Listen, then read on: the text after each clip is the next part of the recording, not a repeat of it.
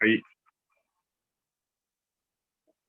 All right, welcome everybody to December chapter meeting.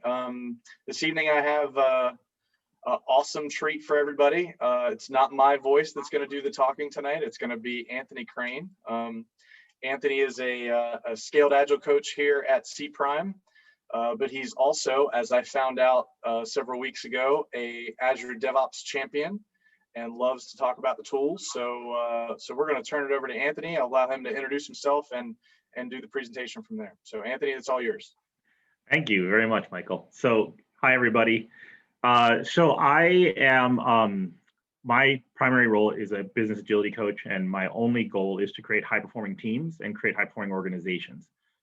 So I do team launches for all kinds of teams. I don't focus anymore on software. My background and degree is software engineering. So I started Agile all software, but now like one of my recent teams was a mergers and acquisitions teams. And I think the majority of my teams have been transformation teams that own the transformation of an organization to a higher level of capability, right? So I'm very specialized in that. But honestly, any kind of team that needs to be formed, I love to join those teams and help them learn high performing skills and techniques and measure that they actually get there. So in that vein, I have used a lot of tools. I have used Jira. I have used ADO, which we'll be talking about today. I've used version 1. I've used Rally or Raleigh or however you like to pronounce it. I always get it wrong. And I even, I worked for Rational Software, so I know quite a bit about Rational Team Concert and the whole Rational Suite, RTC. So tools I've been doing a long time, and I don't love tools. I just love helping people be high performing and figuring out how to make the tool help us get there. And what I can tell you is this, without any hesitation, I can tell you that in my opinion, ADO is the easiest of all of them. And so if I'm doing business agility with people who are not technical, it is absolutely my favorite one to use. And one of my cool stories, I was at Cisco and we were on a transformation team with just 5 people. So we got the free ADO license. It's free for 5 people. And we discovered it's unlimited stakeholder access. So you can have as many stakeholders as you want access, but you can, only 5 of you can do all the real stuff. And we used that just for our own team. And within a month, they bought 850 licenses for the department. So that was because, and they were already using, I think version 1 was what was in place there at the time. So that's how easy it is to uptake. And we did our own admin. I'm no tool admin kind of guy, but we did our own admin because it's just that easy to do. Okay, so that's kind of my background. And do you have any questions for me before I dive in to some stuff? I'm okay. Okay, I put together a candidate agenda for us. So this is just a candidate agenda. This is based on how much time we have. What time do we want to be done? In 45 minutes, or how's this work? Yeah, I think it's about right. 45 minutes, give or take some questions. So we got about 45 minutes for, so here are the topics that I thought would be cool to talk about. But if there's other topics that you guys, I heard Sue had some questions. I can add these to the list. We can then prioritize. But these are kind of in the order of my logical flow. How do you configure ADO for your work? You guys might not need that and be like, oh no, we already got that figured out. What is a product hierarchy, and how does ADO specifically help you do those? Because unlike every other tool I've used, I don't see product hierarchy as being a first-class citizen in the tool the way that it is in ADO. And there's so many companies moving from projects to products. This whole idea of the product hierarchy being rendered within the tool is really powerful. Arts if you're doing safe, large teams if you're not. Scrum versus Kanban versus waterfall. Can you, how do you configure it differently for those scenarios? And then work decomposition, the whole epic feature story task hierarchy. Again, super easy to do in ADO compared to any of the other tools I've worked in. Right out of the box, it kind of figures this out. It's out with the given templates that you get right from the get-go. Although I do actually create my own safe template and enhance it. And again, without a lot of admin skills, I'm able to do that. Kanban boards, policies, and WIP limits we can talk about. So one of the things I see, I'm on Jira tickets a lot. Like whenever I see something I don't like, I submit a ticket in Jira, and then when they update it, I get notifications. And so we have this one on there to be able to put policies on Kanban boards. And they're like, well, you don't need that. And all these Agilists are like, well, then don't call it a Kanban board if you can't show your policies explicitly, which I thought was a really funny comment. That was just a couple of days ago that one came up. But ADO does it. So I can show you that. Product lifecycle, how does a product lifecycle play? How do we, so there's this whole thing in Safe, but it comes from before Safe. Safe is making it more popular now with Horizon 3, Horizon 2, Horizon 1, Horizon 0 product lifecycle. And how can you use ADO to kind of reinforce that? And finally, I have all my favorite free plugins. So there's tons of plugins, and all you do is just type it in and hit install, and boom, you've got that plugin for free. So I have a bunch of favorite free plugins that have made ADO even better for us. So that is my list of topics. What do you guys think? What do you guys want to do? Do these sound good? Do you have others in mind? Do some of these sound bad? I think if you just go ahead and start with that, if there, I mean, obviously there's some stuff that we're doing here at Murphy that I probably would have some questions. I know Sue would have some questions, but let's just go ahead and go with the agenda that we have right now, and then at the end, if you haven't covered the topics that we were actually looking at, then we can ask at that point. Okay, well, Does that sound right? When we get to 5:30, 6:30, whatever time zone you're in, and if we haven't gotten to that stuff, feel free to pivot me so that there's enough time to cover the stuff you care about. Is that fair? Yeah. Okay. Sounds And good. Sue, I know you just took yourself off mute, so I'm sure you had something. Yes, I did. The areas that I'm really interested in looking at is how to configure your boards. Kanban board, Scrum board, task board, those things. Okay, got it. I can show you that. Okay. All right, cool. So if by 5:30, 6:30, X:30, we have not started on that, I'll pivot to that. In the meantime, then I'm going to follow the little agenda put together here. By the way, I just wrote Tech Beacon Anthony Crain. I've written a lot of articles for Tech Beacon, and one of my articles is called Epic Burgers.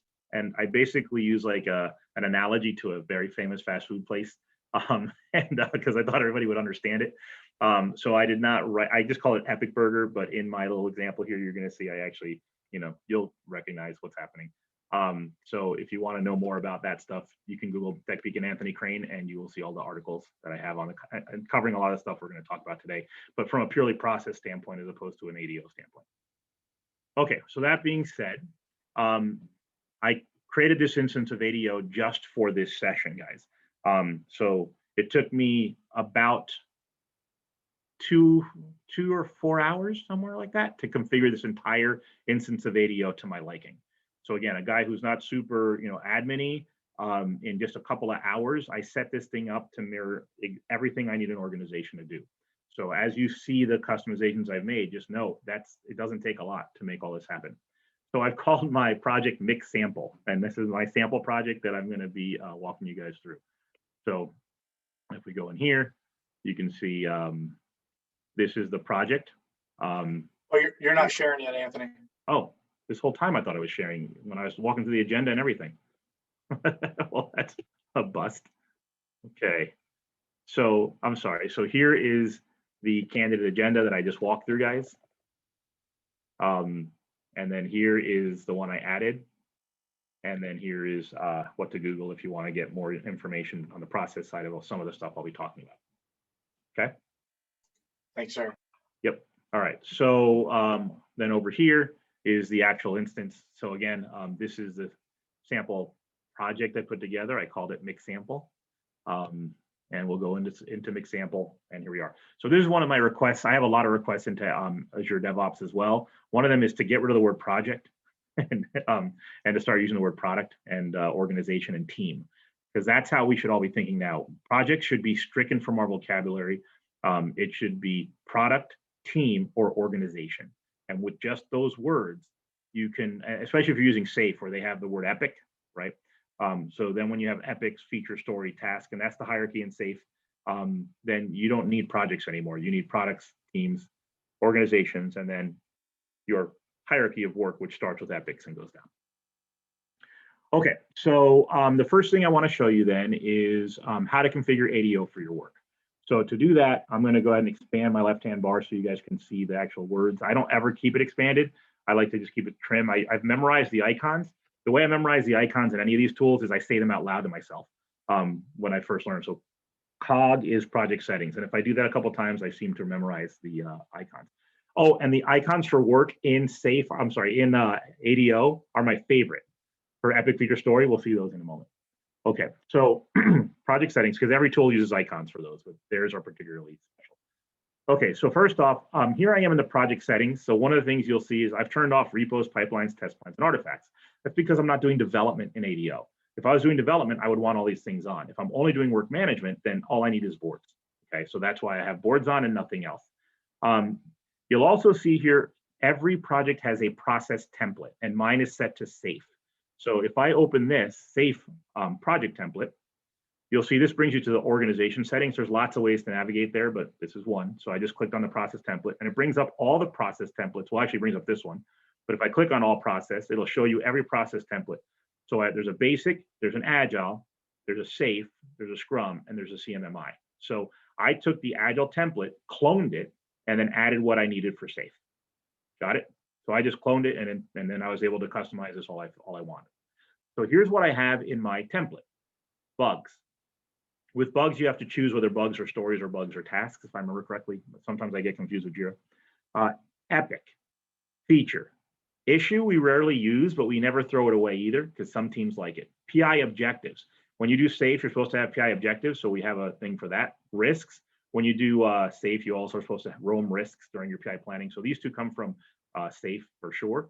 Task. Safe is not big on tasks. You'll notice there's very little to zero guidance, and if you talk to them, they're not big on them. But my teams love tasks, so we keep it. And then test case, test plan, test suite. We don't use that at all when we're not using any of the other parts, but we don't delete them either. And finally, user story. So those are the things. And what I love about the icons, the user story is a book. That makes sense, the story. But what's really exciting is the feature is a trophy. And one of the things that I have to teach my clients is work breakdown. Every feature should be a trophy, right? If you show me your list of features and I'm a stakeholder and I don't go, ooh, wow, that's awesome, that's not a good feature. Every feature should generate deep excitement in the person reading them, the name, just the names of them. Today, they were closing a sprint from one of my clients, and there was a feature that said C prime placeholder. And the stakeholder was like, what the heck value is C prime placeholder? And I'm like, good eye, that's not a good feature. Okay, so we want to get rid of that. The other thing that you'll see a lot, guys, is a lot of keep the lights on features. My newest analogy, came up with it this week, is milking cows, right? If you're on a farm and you got to milk cows, you don't want a feature that says milk cows Q1, milk cows Q2, milk cows Q3, but you see that in all of our clients. Those features are keep the lights on, or KTLO, or business as usual, BAU, traditional, like it's always going to be happening. And what the problem is you can't fail to close those. There's no risk. You will always close those types of features. It's just how much you did that's variable. And so that kind of feature gives me no understanding of risk, no understanding of value. And so they don't make for good features. There's better ways to do that. If you guys want to talk about that, we can. I won't have the time right now.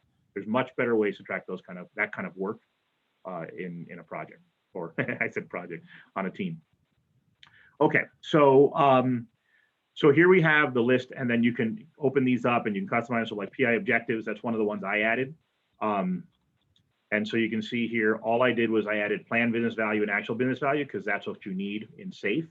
I also added one for risk, again, using SAFE best practices.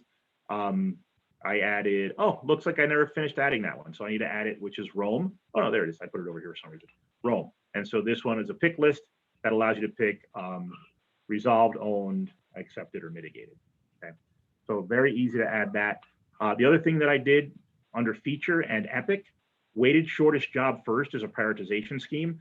So I grabbed a plugin for free that add this WSJF to the any existing one you have. So if you already have a configuration, you add WSJF and you have to add risk reduction, opportunity enablement, because those will not exist already. And then business value is already there, effort is already there. And then this thing will auto-calculate your WSJF if you set those other values magically. So I got a WSJF auto-calculator for free from the plugins. Okay, so it's one of my favorite plugins. Okay, so you guys have enough of the configuration and how you just clone them, you edit them. It's all very simple. All very simple browsers and whatnot. Okay, so I'm going to close this tab. So we're back to my project, and it is based on that template. So everything you see will be based on that template. So now, when you are ready to start putting stuff together, you can either start by understanding your teams, or you can start by understanding your, again, project configuration. So everywhere you see project, I would like you to mentally replace that with the word organization, okay? So what is your organization's configuration? So this is where I like to start, guys. And this is the magic of, in my opinion, ADO over the other tools I've used. So you'll see here under project configuration, there are two sections, iterations and areas. I go straight to the area section. This to me is the most important. I kind of wish the tool did this first. So if you look here, what's amazing to me about this view is that anyone can see it. You don't have to have special permissions. You cannot edit it, you cannot change it, but anyone can view it.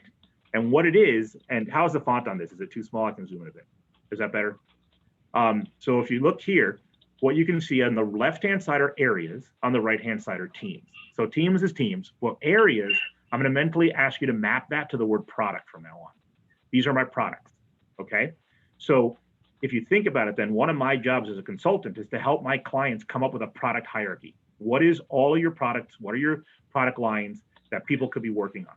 So here in my example organization, which they say project, in my example organization, I have my product hierarchy. So example is my overall organization, and my hierarchies, we have a charities product. Now you'll see it says VS. That stands for value stream. So people get very confused about what a value stream is. It's very simple. A value stream either creates a product or enhances an existing product. That's it. Value streams either create products or they enhance products. So a value stream might create cars, right? A value stream might enhance an office, right? So it's either enhancing something that exists or it's creating something new. And all you have to figure out is what's flowing on that value stream. And then you want to figure out how are we bad at it and how can we be better at it, right? So, so if you see here, then these are our products, but they are also our value streams. So you can think of them as synonymous, but in fact, they're different. In this case, charity's value stream, the product would be a charity donation, maybe, right? So donate the donations, maybe the goodwill we generate, we can figure out what the elements are that are flowing, but it's all about charities. And what the value flow here is goodwill and all that kind of stuff. So our organization has a charities value stream. We have a food and menus value stream. So this is where we generate all our food, all our menu ideas. We have franchises value stream. Here's how we give support to our franchise owners. Human resources has a value stream. Here's how we get people in and make them better. Innovations and experiments. We're always looking for new ways. And you know what the output of innovations and experiments are? New value streams. Okay, so that's kind of cool. And then we have a marketing value stream, and their job is just to make sure all these other value streams are, so they kind of help all the other value streams, but their job is to drive more business, higher engagement towards all these other value streams. How do we increase engagement is their very simple goal now, okay? Every one of these value streams, according to SAFE, should have KPIs. So charity, what are the KPIs? Food and menus. And if you're curious about that, I have some articles on that beacon on how to identify KPIs, a little pattern you can use for any value stream. Now, do you understand the product hierarchy here and the fact that they're both products and value streams? Simple, right? Clear? Yes. All right. So the trick is doing this for your own organization. And you don't have to do the whole org, pick a sub-org. And in fact, even in a sub-org, the biggest problem you're going to find here is they're going to say we have too many. The answer to that is, okay, which are the worst three? Let's start with those. Which are the ones that you think are having the most problems? And let's just put those into the tool and start figuring those out, right? So you can scope it down. On the left, that was the left side. On the right side, I get my lefts and rights confused, to tell you that right now, but so did Einstein, so I'm only a little bit embarrassed about it. On the right side here, we have the teams that own those value streams. So we have the Scrummy Bears, the McMascots, the McMasters, the McMonuments, Team Niagara, the Pioneers, and the Scrummy Bears again. So first, notice that a team can own more than one value stream. One of the big mistakes people make is they're like, we need to fund teams. No, you don't fund teams in the product mentality. You fund value streams, and then when a team chooses to own that value stream, they suddenly are funded. So your funding doesn't come to the team; it comes from the product. We have charity funding and we have marketing funding. The Scrummy Bears are doing both of those. Understand? Meanwhile, franchises has two teams. This thing is a lot bigger, so it takes a lot more people. But remember, we're not supposed to have more than like 10, 11 people on an agile team, and so there was 20 people, so they split into two teams, the McMasters and the McMonuments, both of which own the franchises. Okay?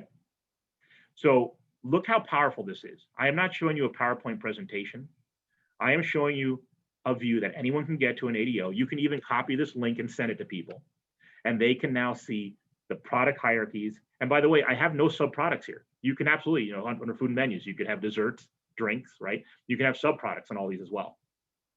And so right here, I'm showing you my entire product hierarchy, as well as my team hierarchy, as well as my team ownership of products. So if you're like, hey, who owns charities? You're like, that's the Scrummy Bears. And if you forget, you just look right in here. Oh yeah, it's the Scrummy Bears.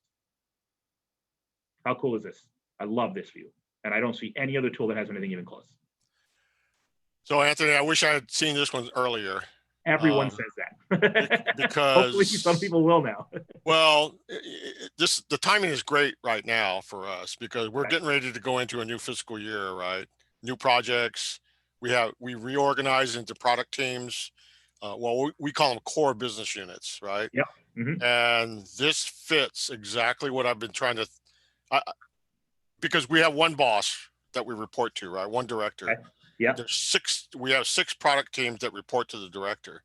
Okay.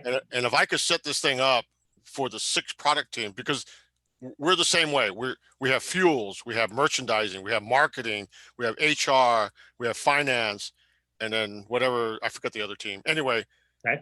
They could all fall into the different areas, right? And then the teams that are associated with those could in fact do this. Like Scrummy Bears would fall under marketing and merchandising.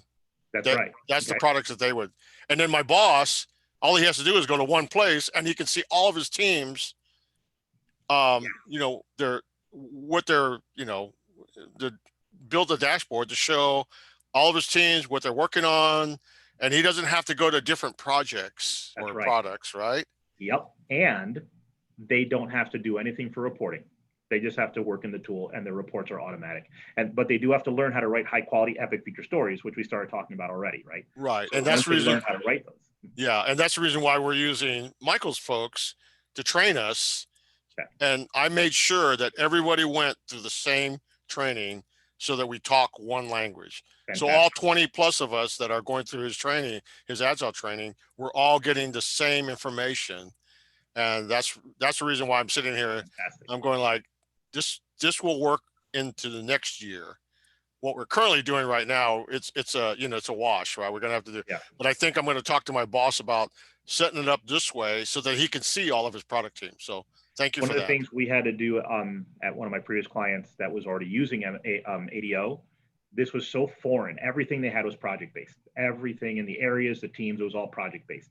So we had to, we had to actually create a brand new organization within. So this is one organization. You can see here that big red M. We created a new organization.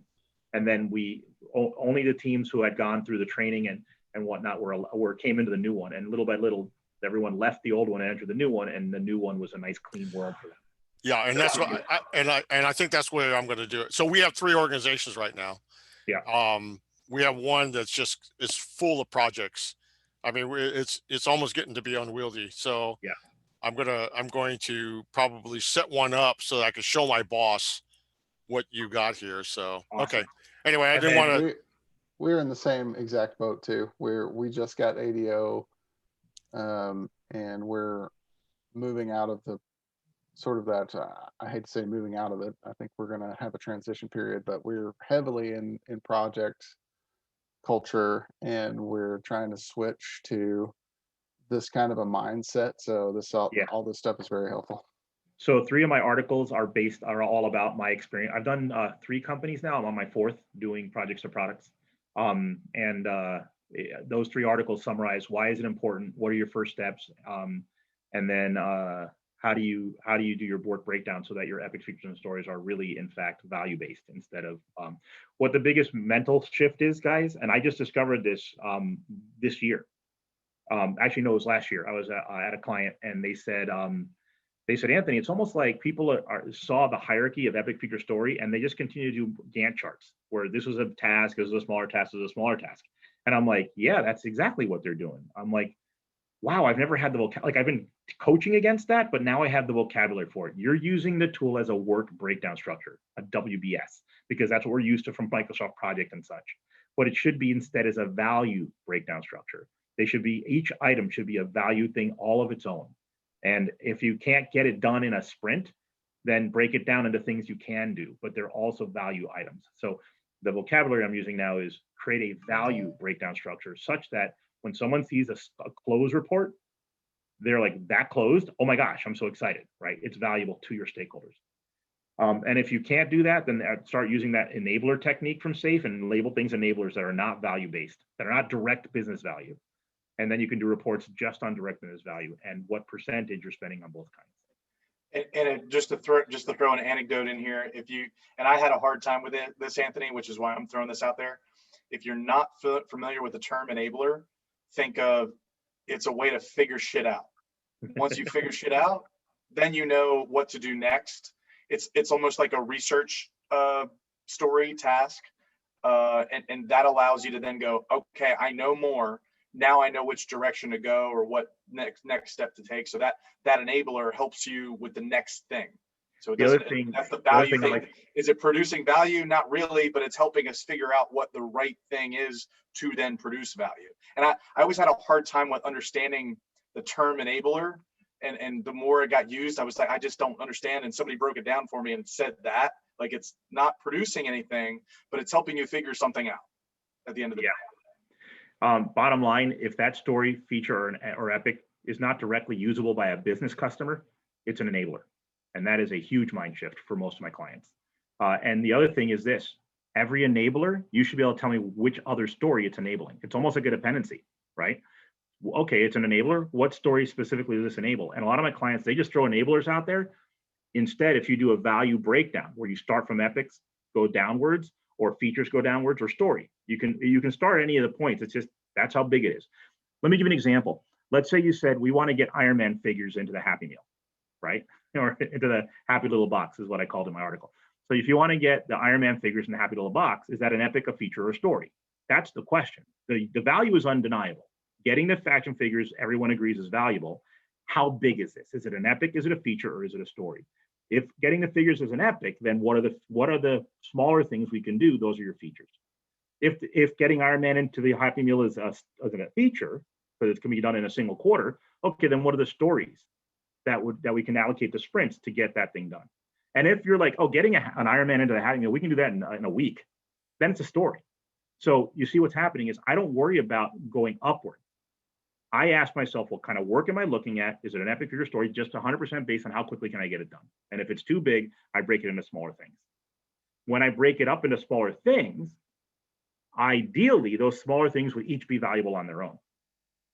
But if it's get the Iron Man's leg in the box, well, that's probably not valuable on its own, right? So let's say that one of the breakdown items is we need to figure out a manufacturer who can make the Iron Man figures for us. That's an enabler, okay? But it's a good enabler. It could be a feature, it could be a story. Will it take you more than a sprint, or can you get that done in a sprint? That tells you whether it's a story or a feature. But it's still an enabler because it's not direct business value. So as you decompose the real piece of value into all the little things we have to do, try to find little things that are by themselves value. And if you cannot, the rest of them are all enablers. That's how you break down work. Okay. All right. Well, we spent a lot of time on that. It's now 5:34, 6:34, whatever your time zone is. So I don't have a lot more time here, but to set all this up, you use project configuration, you use team configuration, and you use teams are the three places that I go to set everything up. There's also permissions. My theory, everyone should be able to do everything unless there's a risk, unless there's a huge risk to that. I make my permissions wide open. And if someone messes up, fail fast and learn and move forward. So you can see here all my teams. Under the project configuration that we just looked at, don't forget there was also iterations. So for each of these, I have to set up their iterations. So you can see here, food and menus. This is their sprint cadence. Franchises. So here I have products, food and menus, franchises. But notice for the Scrummy Bears, I put their team name. So how do I choose whether to put the product at the top of so these are their backlogs, basically, guys. This is the backlog, and these are the sprints that they are going to move their stuff into. So here, the franchises, look at this. They're doing quarterly planning. So they're not on a sprint cadence. So the franchises, maybe they're a waterfall team, maybe they're a Kanban team, but they've decided to do quarters. So their list would be 20 Q4, and then 21 Q1, 21 Q2. That would be their sprints, if you will. They're planning her increments. Whereas for food and menus and for the innovation experiments, they are doing Scrum, and the human resources, they're doing waterfall. So they don't have any planning horizons. All their work is just one big thing. Okay, so they don't need any kind of breakdown of stuff. All these configurations work, and I can see by looking here what kind of team I'm looking at. Notice this. So why is the Scrum Bears a team instead of a product? Because remember, they're assigned. They have 2 products. So what would you call their backlog? We call it the Scrum Bears backlog because they consist of 2 different product lines. Okay, so for any teams that have multiple products, you'll use a team name. For anything that has a product in one team, use the product. For anything that has a product with many teams, you can use the product. It's only when the team has many products that you use the team name for their backlog. So I wanted to show you all the different kinds there. And then for team configuration in here, this is where you show, hey, what kind of stuff can they see? Epics feature stories, so you can select that. What are their working days? This is the stories and bugs thing. Is it going to be treated as tasks or bugs treated as requirements? So that's a procedure thing you have to decide on. Here's where you set their backlog. So for, and up here, this is the McMascots. So you can change which team you're looking at. So we're looking at the McMascots, and their backlog is food and menus. And then here's where you allocate the sprints. It's weird that you have to do it twice. You have to set it up at the project level and you have to set it up again at the team level, but that's because the tool doesn't know which team, even if you name them the same, it doesn't know which team owns what thing, right, until you tell it. So you have to do it in 2 places. Under project configuration, you create the scaffolding. Under team configuration, you tell the tool which scaffolding belongs to which team. Under areas, you can see this is where I said what areas they belong to. So if we switch from the mascots to the Scrummy Bears, you can see that that they have 2 products assigned to them. Okay, but their default is charities, right? Maybe we want their default to be marketing instead if I'm wiser, and so we can change that to yeah, it makes more sense that they're marketing charities. So we set that. Okay. What that means is when they create a new work item, that's what's going to be in the field automatically for them. So templates I don't really use yet. They're not what you think they are. They are what you wish they were. They are not what you wish they were. Okay, so that's good enough for here. Let's get into boards now. Okay, so I know that that we want to talk about boards today. So let me get that. I also need to move my screen over. Okay, perfect. Okay, so Sue, this was the part you were excited about. So if you look here, work items, boards, backlog, sprints, queries. These 5 items are out of the box. These other ones are all plugins. Plans, retrospectives, estimate, dependency tracker, tag manager. I added these myself, but look, if I didn't tell you that, you wouldn't know. That's how nicely these plugins come into the tool. You don't even realize they're plugins. There's a place you can look to see all my plugins in a single list. So if you're like, Anthony, can you just give me a screenshot of your plugin list? That's all I have to do is go to that list, get a screenshot, and show it to you. Very nice. Okay, so we're gonna go to boards. And we're gonna look first at, let's look first at the, it's painting. So what happens here, first of all, there's stars. Get used to these stars. If you star something, like, you know, hey, we're on the Scrummy Bears team, so we want to star our board, right? If you do that now, whenever you hit this, it's going to be at the top. So as you get lots of boards, this is very helpful. But not just that, over here, there's this to-do list button, and this will show you your work items and your favorites all in one place. So any work item, no matter where it is in the tool, will be here. And all your favorites will be here organized by type. So boards, all your boards will be together. All your plans will be together, right? So, you know, these plans here, they'll actually end up a section if you star any of those. So that star is a very nice way to get around quickly. Okay, so back to here. So let's look at the Scrummy Bears. Actually, no, I wanted to look at, well, let's look at the Scrummy Bears. I was going to look at the pioneers, because the pioneers are the ones who are coming up with new value streams. So they're the ones who might create new value streams. I was going to show you how that looked, but for now, here are the boards. So on the right here, you can see my 3 levels: story, features, and epics. And that was something you can turn on and off with a single click of a button for different teams, okay? So some companies prefer to have teams only see stories, but they have to go to other boards to see features, and yet other boards to see epics. And yet other companies are like, nope, let's everybody do it, but let's make sure they roll up so that if you do something on your own feature board, it matches what's happening on the other feature board. And you have to make sure that the process template is the same all the way through for that to work. So stories. Here I have my favorite storyboard. This is what I like: new, refine, develop, test, deploy, and done. Now, some people might say, oh, Anthony, that sounds like a waterfall. It's not a waterfall. It is, some stories will be in refine, some will be in test, some will be in develop. There'll be stories in every one of these columns at any given snapshot in time. Every story goes through these states, but at a given time, the team is doing that kind of work on different stories, okay?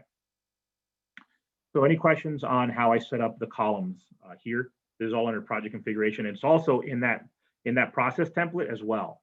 So you can actually go into your columns and you can rename stuff, right? If you don't like my names, you can rename them, but the underlying process template says this one is called refine, this one is called develop, this one is called test, right? So now let's say you're on a legal team. You're like, well, we don't call it test, we call it litigation approval or whatever. You're like, yeah, just rename it, but it's still gonna map to test so that metrics are the same for everybody. Okay, so you can rename the column as long as it maps to a reasonable definition of what test is, then our metrics are pretty good. Okay. Can you map multiple steps to, or multiple states to the same column? Yes. No, multiple columns to the same state, multiple states to the same column. I'd have to actually just try it. So multiple states, no, because if we go to columns, so this is the refined column, we can only pick one state for that column. Okay. On the other hand, I could have another state called, refine more, and then I could set that also to refine. And so on our board, we have refine broken up into more granular pieces. It takes us 3 steps to refine something, but for the metrics, all that's still considered in refinement until we leave refinement. So if you wanted to mess with these states here, you'd have to do that in the process template. And that would affect everybody in the organization.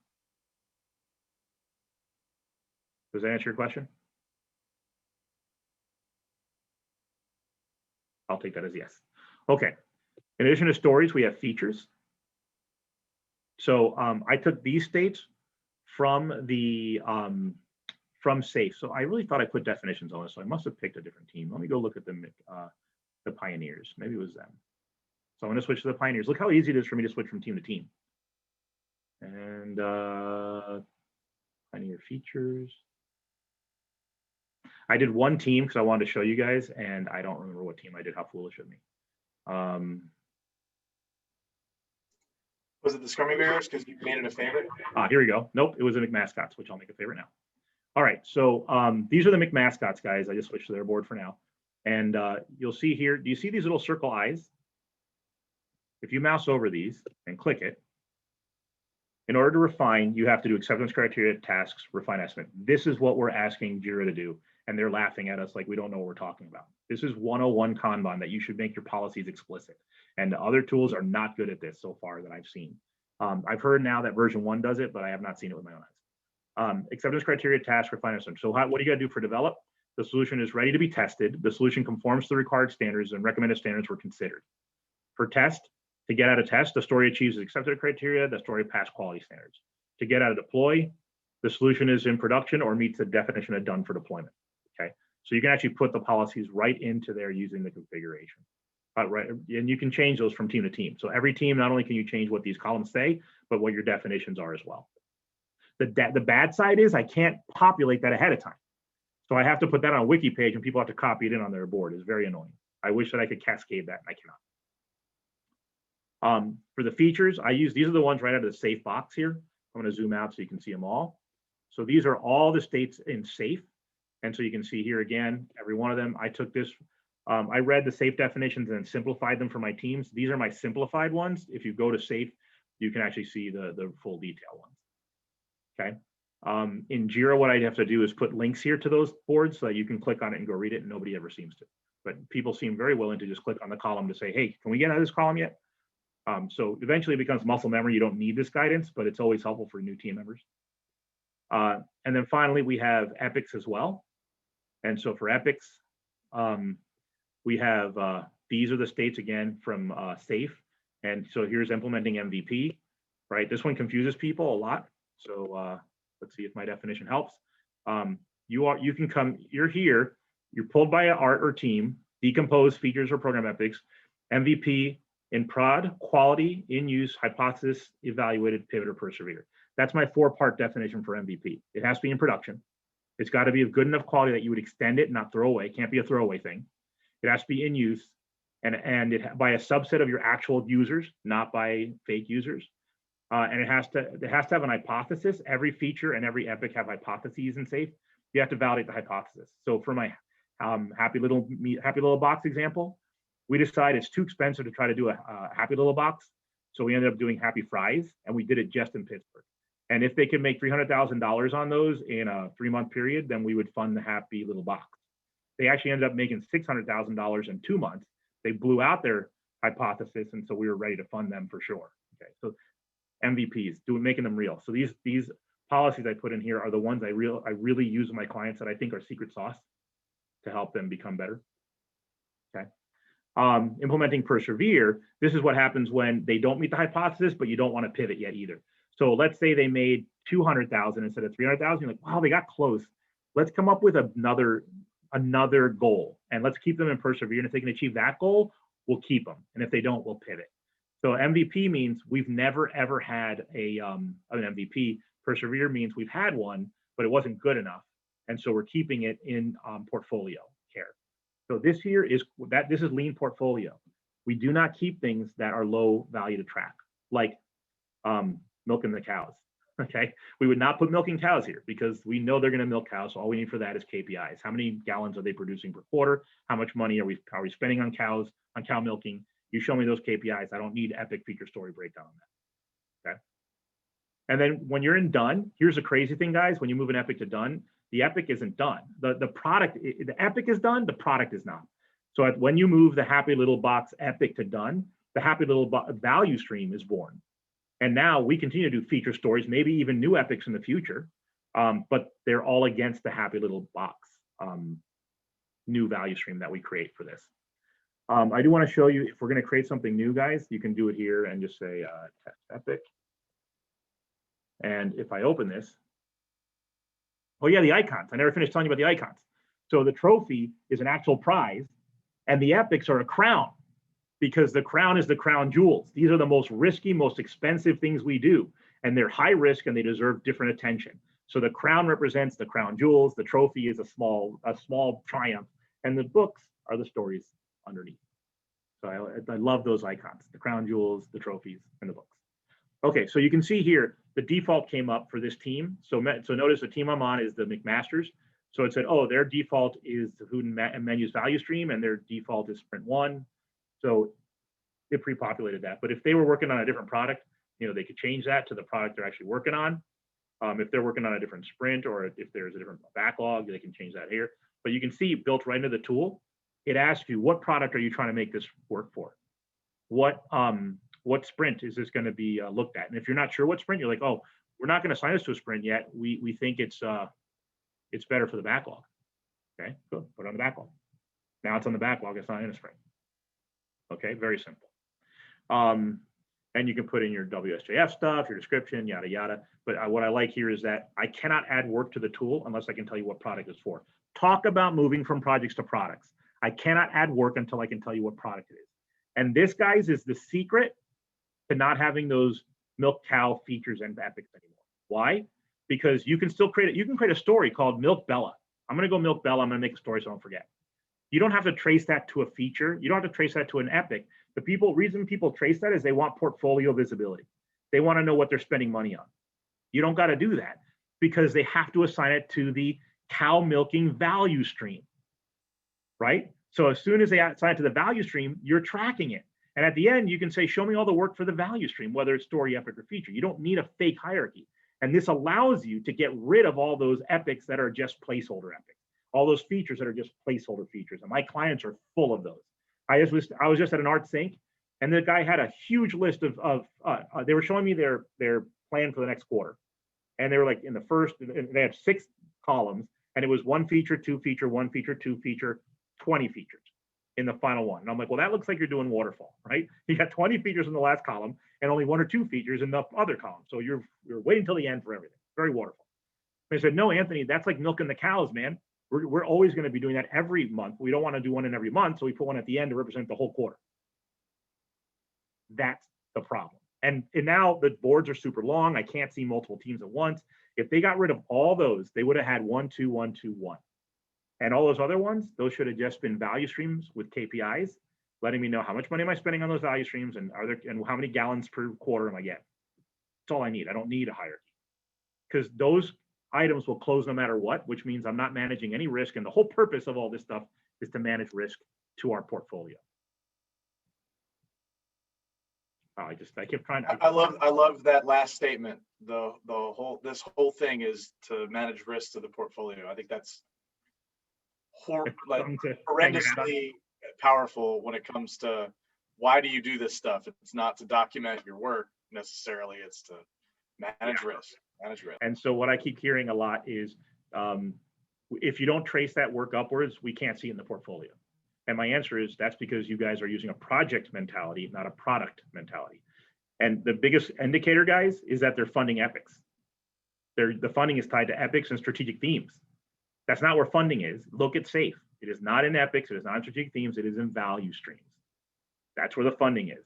And so what I love about ADO is I cannot add any work unless I pick a value stream, which means all finances are being accounted for without an artificial trace upwards to placeholder items. All right, let me get off that soapbox. So what do we have here? We looked at how to configure ADO for your work. We looked at the product hierarchy. We talked about value streams. Oh, one thing I didn't show you about value streams is this. If I go back to the project settings real quick, and we go to the project configuration, then we go back to the areas. If you have an art, an agile release train, those arts should have names as well. Let's say that your art is called the Marvel superheroes. Okay, so you're the Marvel art. You could do what I did here, Marvel here on this value stream and Marvel here on this one here. You see that? You could just put Marvel art. So you could actually put your arts there. The problem is that they're far apart and we don't have it. This is alphabetical order. So wouldn't it be nice if all the Scrummy Bear items were together? So one thing you can do is actually make the Marvel art an area. Then give the Marvel art team a team name, right? So the Marvelists or something, okay? So now the Marvelists have a product, which is the Marvel art. And that makes sense. Their product is to make that art as successful as possible. This is the program level team that coordinates across teams, okay? And they have work to do and track and everything. Then you can parent these two value streams underneath that art. And so now when you see this, there'll be arts and value streams. It'll be value streams if they're single owned. There'll be arts if there's multiple ownership. And then all the value streams will be collected under the art. And now you know how that art is funded. And by the way, that is how SAFE intends it to be. We do not fund arts. We do not fund teams. We do not fund epics or features or stories or strategic themes. We fund value streams. And so if you put an art here and put value streams underneath it, you've just funded your art. So you could put the art to the right, or you could put the art on the left. My advice is art on the left, create a good team name for the people who own the art level work, and then put the value streams under the art so that they collect together instead of having them spread apart, as you can see here. Okay, so that's the last thing there on value streams and the relationship to arts. Team of teams, that's arts. Scrum versus Kanban, we covered that. You can do all three as long as you set up their iterations correctly. So I have sprint teams, I have quarterly planning teams, and I have we don't do any planning horizons, we're just a Kanban. Oh yeah, so sorry, so the franchises, these guys are waterfall. But they're even though they're waterfall, they're gonna do a planning horizon of quarter. Whereas human resources, they're a Kanban team. They don't have sprints at all. They just have work to do. They don't plan sprints, and so they don't want sprints on their thing. They just work right off a backlog directly. Okay, so you can see all three kinds of teams. So that's Kanban, and that's waterfall. Work decomposition, I think I talked about, oh, I didn't show you tasks. So for tasks, I don't know if I did tasks. I hope I did tasks. Let's go back to boards. And this time I'm going to go to sprints.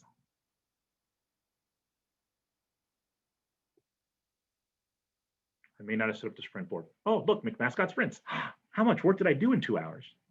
Guys, all this configuration in 2 to 4 hours. Okay, no work scheduled yet. I just want to see my columns. I don't know if I did my columns.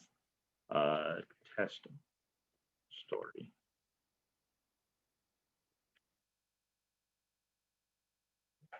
Okay, I did.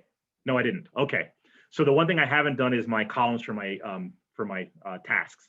So these columns are traditionally in my starter kit for my teams.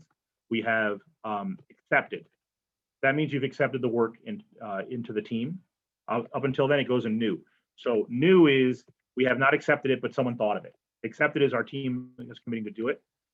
Oh, I did do it. No, I guess I started and didn't finish. Okay, so new, accepted, started. This is work that we're working on. By next, this is my favorite column here, guys.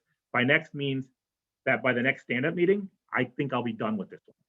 It's a focus column. So when I get interrupted, the first thing I do is look at by next and ask myself, oh, am I going to get those things done? So when I come into work, I look at my by next. The other thing is if I have nothing in by next, I'm like, maybe my work isn't granular enough, man, because I am working on something. So the by next column keeps the rhythm of the team really, really tight. And there's no punishment. It's all team commitment. So new except it started by next. And then active is not supposed to be active. So I don't know what I did here. I must have ran. Oh, look, I just somehow didn't delete that column. Okay, so I just have some bugs. Ignore active and ignore done. So after by next, we have recently done. Recently done is recently done says that I finished this, but I haven't told the team yet. So we only clear this during the stand-up meeting. In the stand-up meeting, we say, hey, I got this recently done. And that's when Michael says, Anthony, do you remember to email Ken on that? And I'm like, oh, I forgot that. He's like, let's go back to started on that. Let's go back to by next on that. Can you get that done by next? I'm like, yeah. So it's our confirmation and celebration. If you go straight into the done column, it gets lost. There's so much stuff in the done column, you won't know that something new got put there, and it might affect you. I'm like, hey, I got this done, and Sue, you're like, oh, really? That's done? That means I can start on the thing I've been waiting to start on. I'm like, oh, cool, I didn't even know that. So the recently done is confirmation and celebration. And then finally, there's done. So these other ones, active, resolve, closed, I will delete those from the template. I didn't realize I didn't delete those. So I got close. So there's 6 columns. It's a 6-column board. You can see all 6 columns in one view.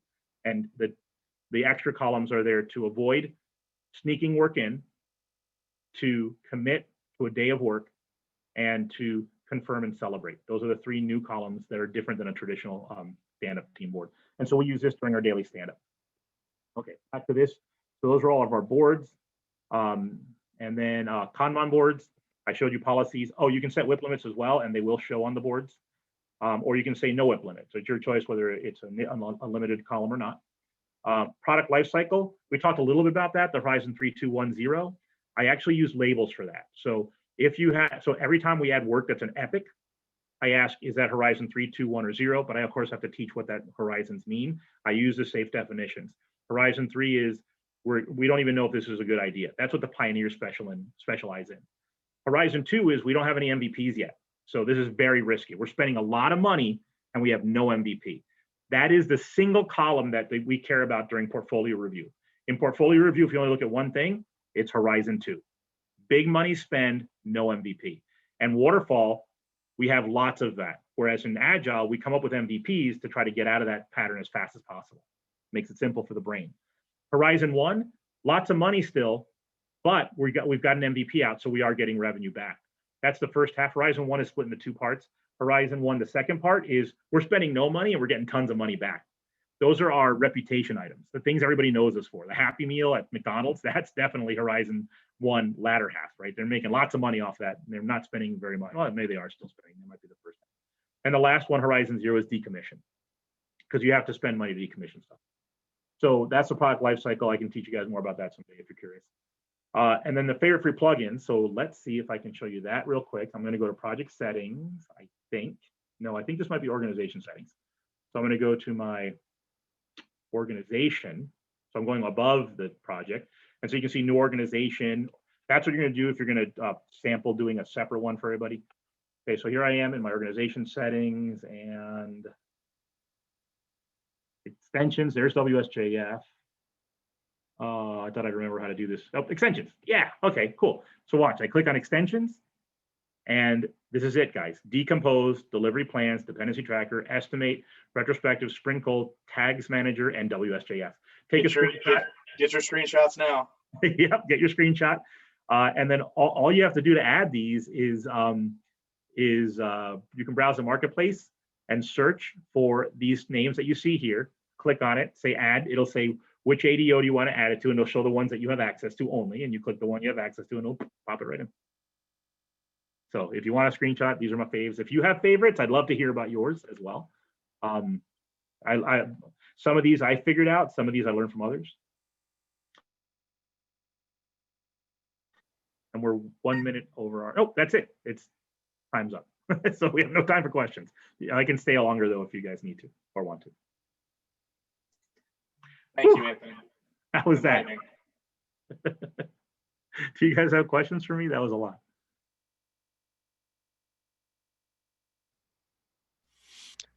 So Anthony, I was comparing what you had with what I have in ADO, looking at the extensions and what we have installed. We pretty well have. So okay, so we have sprint goals, tag. What is tag manager? Manages tags. You know how people add tags and then there's the same tag multiple times with uppercase, lowercase, or there's tags that no one ever uses anymore. Tag manager allows you to add all that. It allows you to find those duplicates and remove them. It allows you to make sure. So tags should always be lowercase is one of our conventions. So we can find that real quick. Basically, it allows you to edit, delete, remove, all that kind of stuff with tags. Okay. And we use tags extensively. Okay. So here at Murphy, we purchase modern requirements for Azure DevOps to help us with managing our requirements. And so it's added a couple more. We have more features that we utilize. And of course, you have to have a license and stuff like that. So we're very happy with that tool because it's modern requirements. So between modern requirements, we did a comparison between modern requirements and top team analysts, I think it was called. What we found was top team analyst was it was the #1 tool at that time. And it was very, very robust. But the problem was that it was very complex. It's kind of like Jira. It was so complex that I was afraid that my BAs would not utilize the tool. So we decided to go with modern requirements because it was a much simpler tool and it didn't have as many bells and whistles. And I find that it's easier to use and my BAs are more apt to, grasp it and, take it. And we just got I'll take a look and see what that tool offers. Yeah. So, Fun? Sorry. But yeah, so I just wanted to point that out. So you said we just got a new, and then I interrupted you. What was? Oh, no. We new what? We just got a new product manager that came in. He's actually our business relations manager, who's kind of our product owner, product manager, or whatever. And he's on the HR side. So I manage the HR team, and we sent him to product owner training, along with the basic agile, course that Michael's team provided us, and of course the product owner was an extension. And I'll tell you what, that made a big difference. Oh my God, he has kind of like jumped in and really grasped his role, even though we don't have roles in agile. But I think that was a great decision on our part. But and looking at what you presented tonight, the biggest thing that I got out of that was, of course, the first thing that you showed me about areas, and I'm definitely going to be talking to my boss about that. But awesome. The other thing was you kind of validated what Sue and I have been working on.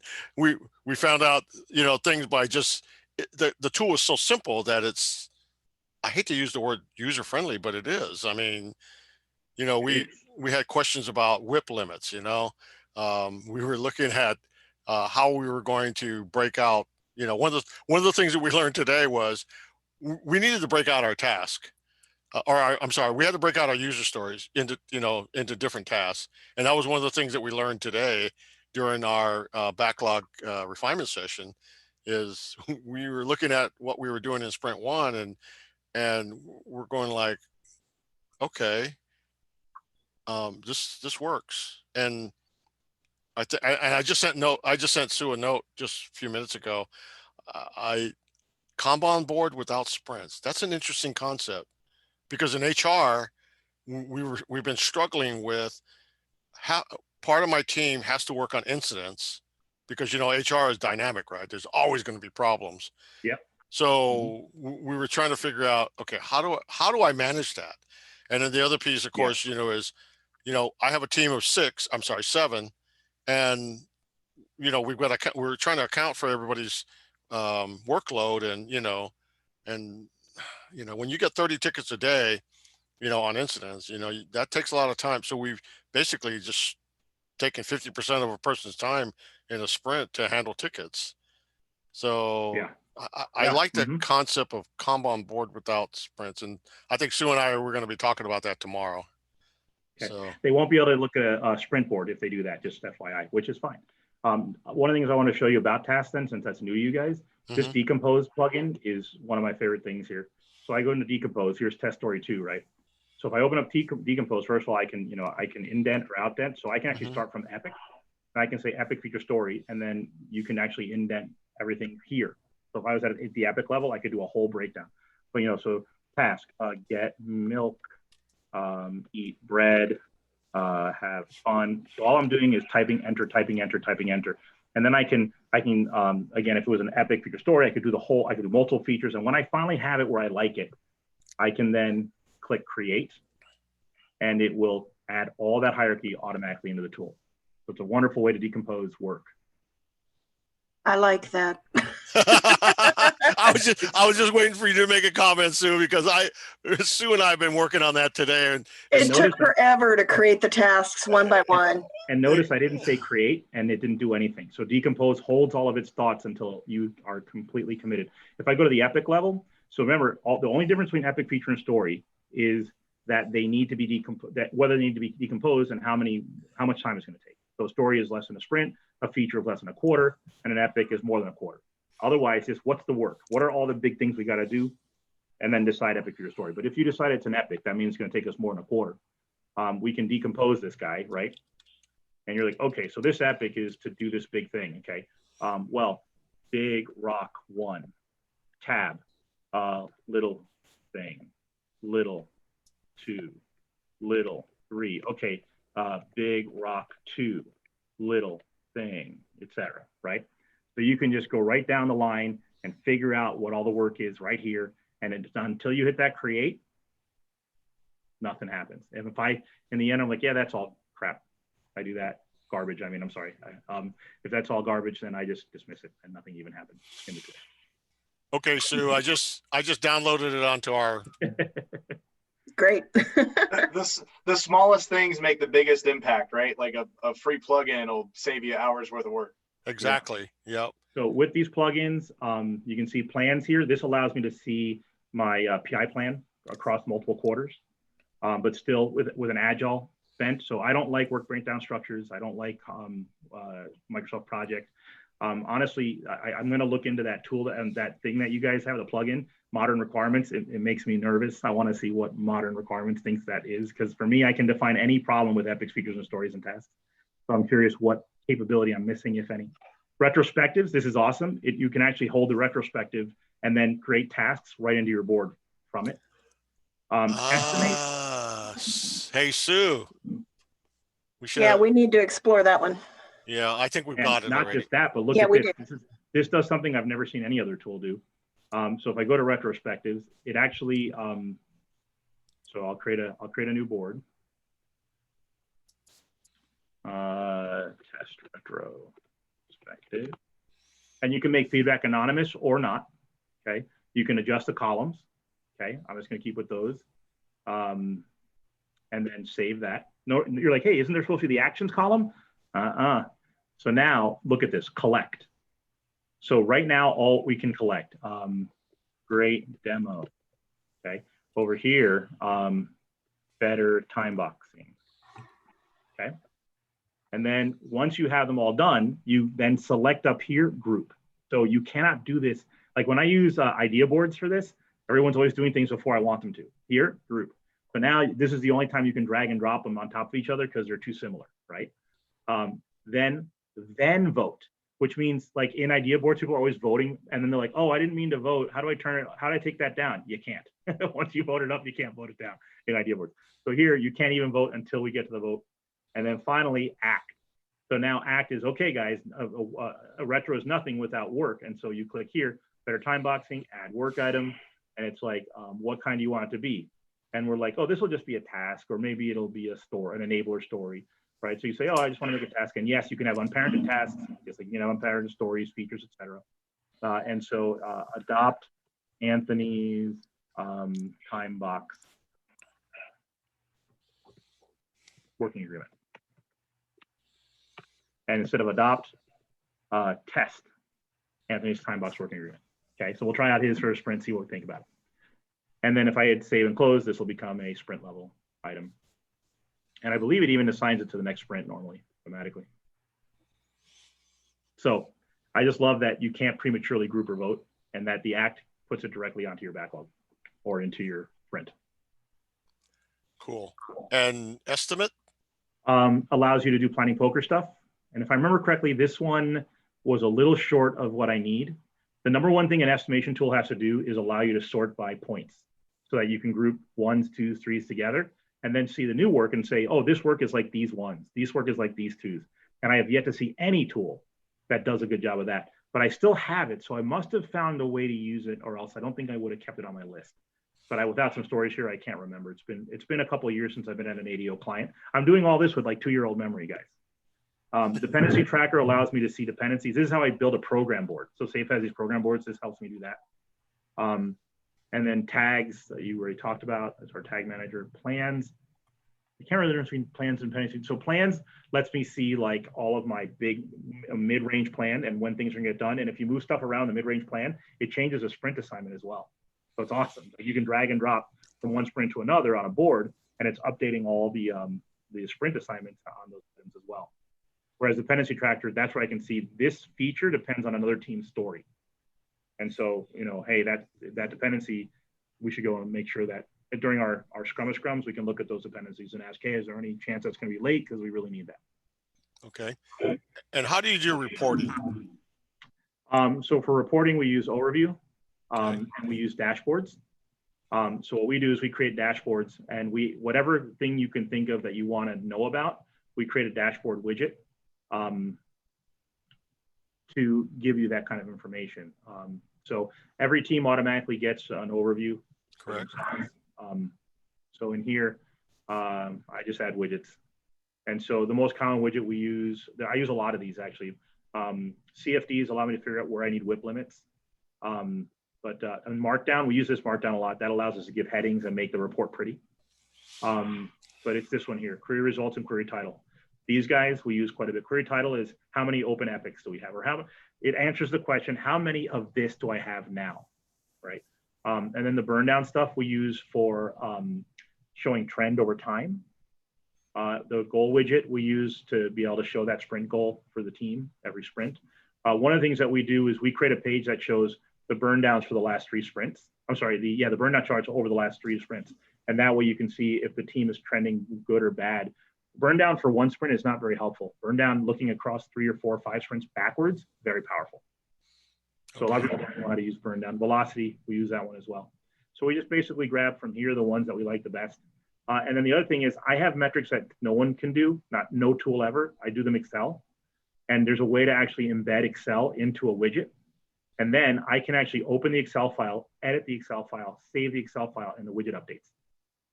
How amazing is that? So at the sprint end, the Scrum Master opens up the Excel for their team. It takes them less than 5 minutes to type in the data, less than 5 minutes a sprint. They hit save, and these dashboards update with custom Excel metrics. So that was a huge find when I stumbled on that one. I'd have to really dig deep to remember how I did it, but it's possible. So I think it was an embedded page or something. I think what it might have been an embedded web page, and that I had the Excel file save as a web page. So you can edit it as Excel, but when you save it, it saves as a web page. And then I had that web page be the URL for this thing. So anytime you save the Excel, it updated the web page, and this thing was linked to that web page. So it was all seamless. From the perspective of the Scrum Master, I open up one file, put in some numbers, and I know that all the metrics will be on my one dashboard. And it's a combination of the ones that we get from the tool that we love and the ones that we couldn't get from the tool that we need. Cool. My boss and my product owner would love this. Sprint overview, that's another one. This shows you your percent complete versus percent time spent versus number of things still open, right? You want those to be close to equal. Cool. So we just play with each one of these, learned, once we had a couple teams who had a few sprints in there under their belt, we just dragged all the widgets on there and just looked at them. Okay. And then the extension gallery has a lot more widgets. I've never looked at a single widget from the extension gallery. So okay. I would love it if all my Excel metrics were in the extension gallery. That would be a wonderful thing. But historically, my metrics are pretty boutique, but they help you make very big business decisions very quickly. Yeah. I think they're secret sauce kind of metrics, personally. Of Okay. course, I have to go. They're mine. Yeah, I was scrolling through mine and basically it's the same. So cool. Okay. Whew. All right. Well, we're 15 minutes over our time box. Yeah, sorry about that, but No, I don't mind. I'm at home. yeah. So I'm glad we recorded this. So because there's a lot of good information on here that we're gonna my team is probably going to be breaking down and looking. So I will tell you that we don't use, we're not into Safe yet. Yeah. Okay. I had that. I was a week out from taking that course when they laid me off from Walmart and moved my job out to California. So I have all the books. So it was crazy. They issued me all the books, and then 2 weeks out, and then a week later, I left the company. But so I have all my books, but I never took the course. So, Right. but yeah, so there was some things that you covered tonight was a little Greek to me, but for the most part, I would say probably about 90% of the stuff that you showed us tonight, we've either we already knew it, or we didn't know it and we plan on using it. How's that? Sounds good. So, in terms of deciphering safe, the trick of it is quite simple. Stories are the same. Features are things that are shared across sprints, and that used to be an epic in Scrum, which is confusing because epics and safe mean something different. So a feature is just something that's multi-sprint, and then an epic is basically like an initiative or a project. right. But there are significant differences in that a project you have to find a team for, whereas an epic you have existing teams that pull epics. So they're basically pulling projects, if you will. But because they're projects, they need a charter, but we don't call them charters, right? They have a lean business case instead. And they need an MVP. I don't want to spend a lot of money on this until we get a little money back first, or a little value back first. And so it changes the mindset away from a project to, we have these longstanding teams that can pull work. Which team is going to pull this? And what is an MVP that they can give us quickly so that we don't waste money like we have? Because I've got clients who spent 2 years and got 0 ROI, 3 years and got 0 ROI on multiple projects in their list. And if they use MVP thinking, they would have pivoted away from those loser ideas a lot quicker. Cool. So that's the secret. And the other big secret, the newest thing in Safe, is that it lets you decentralize portfolio decision making. So instead of having a centralized portfolio function that decides all the money stuff, value streams are given funds up front. You get $1 million, you get 5 million, you get 2 million, spend it how you like it. And we're not going to micromanage it, how you spend it, but we are going to look at your KPIs for your value stream. And if your KPIs start looking wonky, then we're going to have questions that we'll need to talk through. As long as your KPIs are solid, you get your money. And then only when it's an epic that's truly bigger than a quarter and has no MVPs, those Horizon 2s, we want that on our board. We want to see all of those. And we want to work with you to make sure you get an MVP as fast as possible to get you out of Horizon 2. Right. So it lets you do a lean portfolio function instead of portfolio managers who spend all their time on low value portfolio items. That's the secret sauce of the portfolio layer. Okay.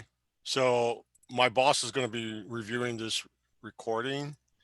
So Brandon, I'm going to tell you that you should investigate this because I think this is going to be something that we can utilize. If Brandon is still listening at this far into it, I'm very impressed. You might need to fast forward. But if he is still listening, it would be a privilege to spend an hour, unless Michael already wants to do that.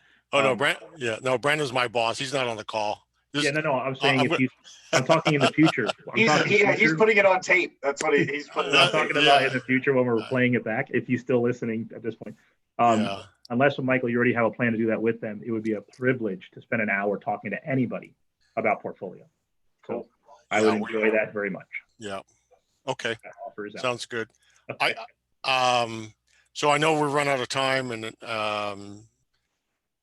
and Larry, do you have anything you want to cover down on? I think you and I are the only board members on this call. So the biggest thing I wanted to say, Anthony, Michael, thank you. We appreciate your time. I knew that this was going to be very helpful, and I will tell you that that's the reason why I went over the time. You may sue a happy camper because although we have our work cut out for us tomorrow, We've learned a lot, and I think we're going to incorporate a lot of these things. And I'm going to, like I said, I'm going to talk to my boss about certain aspects of the call, and of course, I'll have him sit down and review the material off the recording. So, but on behalf of the chapter, we do appreciate your time, Michael. As always, thank you. Thank you, guys. Anthony, appreciate your time too. Michael, thank you for pulling me in. I've been wanting to do an ADO talk. I've never gotten to do a recorded ADO talk. I haven't touched ADO in a couple of years, and I love it so much. So I really just appreciate the opportunity to dig back into it and to create this model that I never had a reason to create it. It was always in my head. So I thank you guys. It took me 2 to 4 hours, and I created a model that I can use again and again. So you guys helped me out quite a bit already. Thank you. So, so for everybody on the call, what we will do is we will post the link to the recording so that you can share with your teams. And of course, for those of you that joined us late, the recording is there for you to review the parts that you might have missed. And again, thank you everybody for joining the call. And unless somebody has any questions, going once, going twice. Sue, you just came off mute, so. Yeah, I just wanted to say thank you. Yeah, okay. My pleasure. Okay, Thank Michael, you, guys. Anthony, again, thanks. And everybody have a great evening, and we appreciate you guys joining the call, and we'll talk again soon. Thank you. Good night. Thanks, everybody. Okay. Good night. Let's stop the recording. Oh yeah, stop the recording. We're good. All right, okay. We'll talk to you all later. Thank you. See Good ya. night.